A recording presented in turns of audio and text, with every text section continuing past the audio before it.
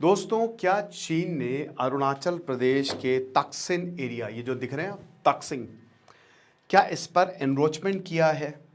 ऐसा लग रहा है बिल्कुल।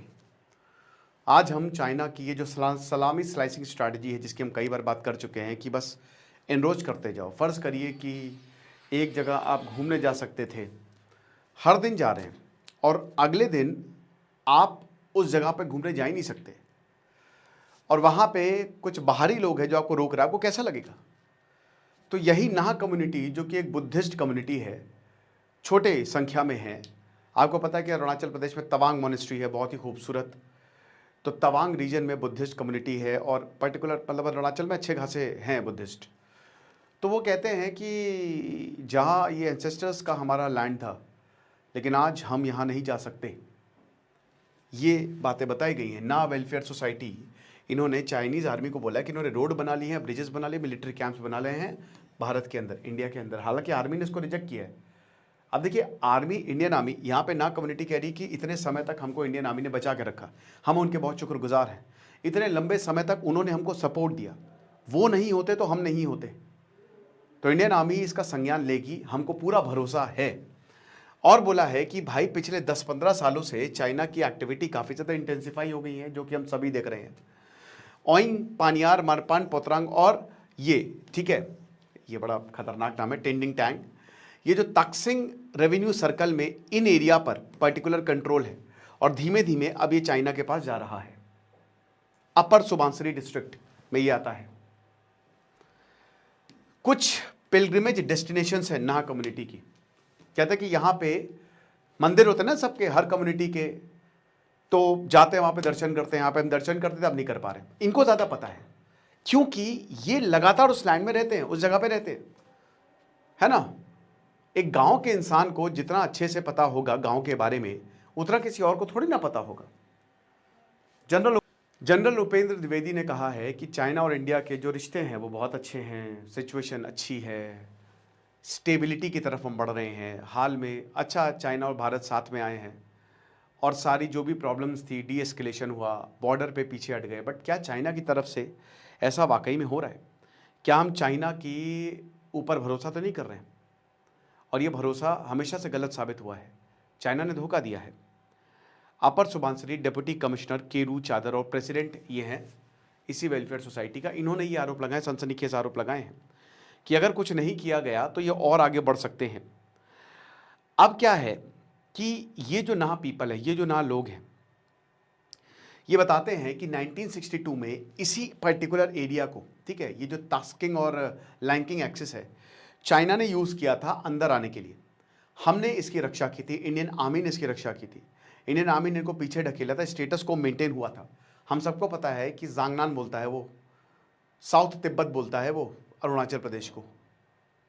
और कई बार चाइना ने ऐसे मैप जारी किए हैं जिसमें अरुणाचल प्रदेश को उसने अपना पार्ट बताया है, और इसको लेकर कॉन्फ्लिक्ट हुई है।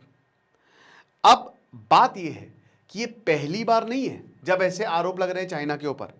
लोकल एमएलए नकाप नालो, उन्होंने बोला कि देखिए, ये नेशनल सिक्योरिटी की बात है, तो इंडियन आर्मी आए और इसको ऑफिशियली वेरीफाई करे। नेशनल पीपल्स पार्टी लीडर और फॉर्मर एमएलए पकांग भागे ने बोला कि देखिए, ये बहुत ही डेंजरस है, सीरियस कंसर्न है। अभी ये वेरीफाई नहीं हुआ है, लेकिन जब बात हुई है तो सच्चाई तो होगी। यहां पे बागे बोलते हैं कि फोटोग्राफिक एविडेंस, हमारे पास फोटोग्राफिक एविडेंस है, और चाइनीज आर्मी ने ओइंग, पैंतरा, मैरियन, पोर्टलान, लाक्स और किंगमैन विलेज, ये गांव पे कंट्रोल ले लिया है, और यहां पे इन्होंने परमानेंट स्ट्रक्चर बना लिए हैं। हमने चाइना के साथ कोई बॉर्डर एग्रीमेंट नहीं किया है, और यही प्रॉब्लम है कि आपके पास फेंसिंग नहीं है एलओसी की तरह। और जब एलओसी पे फेंसिंग नहीं होगी तो चाइना आगे बढ़ता जाएगा और बोलेगा यही बॉर्डर है नया, यही है सलामी स्लाइसिंग, राइट। पेमा खांडू जो सीएम है, उनसे बोला कि आप कुछ करिए। अब सबसे बड़ी बात, चाइना ने अभी तक कितना लैंड ग्रैब किया है अरुणाचल प्रदेश में, तो इस पर थोड़ा सा नजर डालते हैं। अभी कोई ऑफिशियल एस्टीमेट नहीं आया, ना कोई देख रहा है वहां पे जाके, लेकिन 2019 में तापेर गांव, ये बीजेपी के एमएलए थे, बीजेपी की तरफ से एमपी थे, member of parliament from Arunachal Pradesh, उन्होंने सेंसेशनल क्लेम किया था लोकसभा में। बोला था कि चाइना 50 से 60 किलोमीटर अंदर घुस गया है। अब देखिए, हर एक इंसान, चाहे वो पार्टी का हो ना हो, उसको देश को बचाना होता है। 1 इंच जमीन भी आप चाइना को नहीं देंगे, आपको देश को बचाना है। सो 50 से 60 किलोमीटर अंदर आने का मतलब क्या है? ये रूलिंग पार्टी के एक एमपी बोल रहे हैं और ये मजाक नहीं कर रहे। इसका मतलब ऐसा हुआ, कोई क्यों ही बोलेगा। अब 2017 में डोकलाम हुआ था, गांव ने बोला कि ये अरुणाचल प्रदेश में हो रहा है, रिपीट हो रहा है। और उस समय काफी ज्यादा दिक्कतें हुई थी, इनके इस बयान पर बवाल मचा था। 2020 की एक इन्वेस्टिगेटिव रिपोर्ट आई थी क्विंट के द्वारा, तब यह भी बताया था कि चाइना धीमे धीमे एलएसी के आसपास की जो टेरिटरी है वो ग्रैब करता जा रहा है, स्पेशली अरुणाचल प्रदेश। 3 की सेक्टर थे। चाइना ने इंफ्रास्ट्रक्चर डेवलपमेंट कैसे कैसे Anjaw district along Myanmar border, Dibang valley और अपर सुबानसिरी डिस्ट्रिक्ट, यहां पे एक्सटेंसिव इंफ्रास्ट्रक्चर प्रोजेक्ट बॉर्डर पे बना रहे हैं और थोड़ा सा इंडिया की तरफ भी एक्सटेंड कर दे रहे हैं। बताते हैं कि पीएलए लगभग 50 से 60 किलोमीटर अंदर चला गया अपर सुबानसिरी के। तो ये बहुत बड़ा 50 to 60, आप समझ रहे हैं। अनइनहेबिटेड स्टेट, जहां कोई रह नहीं रहा है, जो एकदम खाली है, वहां तक चाइना आ गया है क्योंकि कोई देखने वाला नहीं है। अब दोस्तों, 2020 में जब गलवान वैली इंसिडेंट हुआ तो इसी पे तो हुआ था। चाइना आने की कोशिश कर रहा था। चाइना ने कहा कि पंगोंग सो वाला इंसिडेंट, अगेन सलामी स्लाइसिंग का पार्ट, फिंगर जो माउंटेन्स थी उन पर कब्जा करो।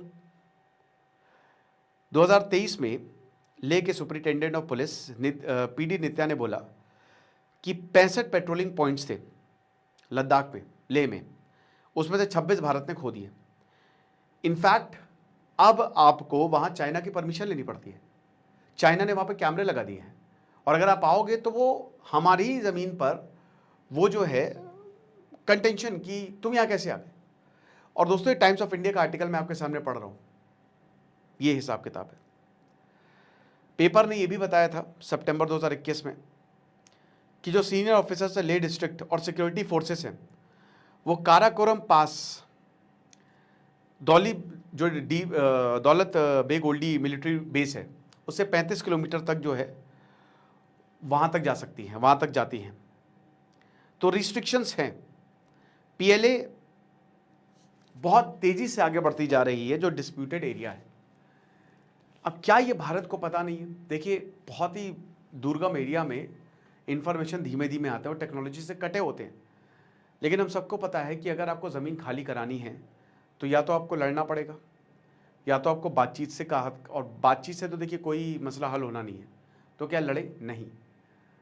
हमको सबसे पहले एक प्रॉपर रिपोर्ट इसकी चाहिए कि क्या वाकई में जो एरियाज थे जहां तक हम जा सकते थे, क्योंकि ये कम्युनिटी वहीं की ही है, तो ऐसा कुछ हो रहा है। और अगर है तो ये बहुत बहुत बड़ा सीरियस मैटर है और इसको बिल्कुल ऊपर तक उठाना चाहिए और भारत को कुछ कदम लेने चाहिए। फिर आपको क्या लगता है मुझे कमेंट बॉक्स में बताइएगा। बाकी अगर आप एसएससी की तैयारी कर रहे हैं तो एआई आपका साथ देगा। आर्टिफिशियल इंटेलिजेंस के साथ हम एसएससी की तैयारी करवा रहे हैं, इसमें आप अपने परफॉर्मेंस को भी एनालाइज कर सकते हैं, आप प्रीवियस ईयर क्वेश्चन को भी लगा सकते हैं और सारे सब्जेक्ट 400 रुपये में। Thank you so much.